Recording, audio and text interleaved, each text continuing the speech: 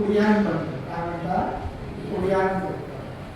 उड्डाण म्हणजे आपण काय करतो, श्वासाला रोखतोच आहे, पण त्याच्यामध्ये 3 बंद लागतात. आपले किती बंद लागतात? 3 बंद. 3 बंदांमध्ये तुम्हाला पहिला बंद जे आहे ते काय असेल? मूळ बंद. म्हणजे उदाशयाचा जो भाग आहे तो वरती खेचून घ्यायचा. त्याच्यानंतर दुसरं जे आहे तो पोट, कळली नाही, म्हणजे नाभीला आतमध्ये, पोटाला आतमध्ये काय करायचं? खेचून घ्यायचं. त्याला म्हणतात उड्डाण. काय म्हणतात? उड्डाण. कळली नाही, म्हणजे उड्डाण बंद लावतो. तिसरा बंद जो आहे तो आहे कंठ. आपण इथे मध्ये कंठ आहे की नाही, इथे कंठ लावायचं, म्हणजे त्याला काय म्हणतात? जालंधर बंद. काय म्हणतात? जालंधर. असे 3 बंद लागतात. असेल मी मूळबंद लावलेला आहे. आता उदाशयाचा भाग तिसरा गेला, मूळबंद लागला, पहिला बंद लागलेला आहे, कळलं नाही. दुसरा बंद तुम्ही लावणार आहे तो उड्डाण बंद लावणार आहे. ताबडतोब उड्डाण बंद लागल्याबरोबर आपला कंठबंद म्हणजे जालंधर बंद लागला पाहिजे.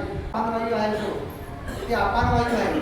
त्यामध्ये काय होतो? अपानवायू तो उड्डाण बंद लागला, तो अपानवायू वरती येतो आणि त्याला आपण रोखतो, त्याला काय करतो? थांबवतो.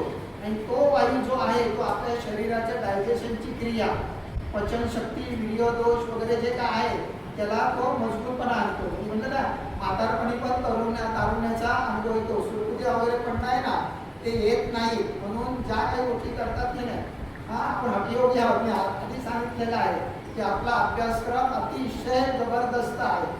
संपूर्ण रेचक, उड्डाण, जालंधर.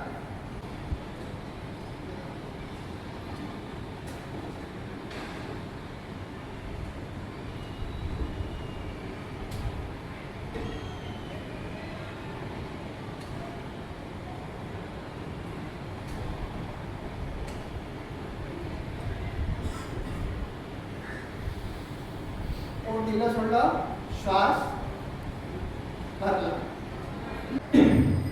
साळा संपूर्ण रेचक, उड्डाण, जालंधर.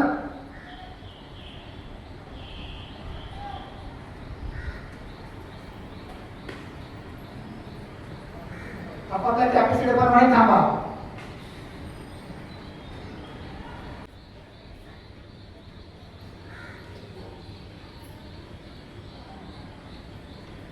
प्रॅक्टिससाठी ही 3 आवर्तने करायची. किती आवर्तने करायची?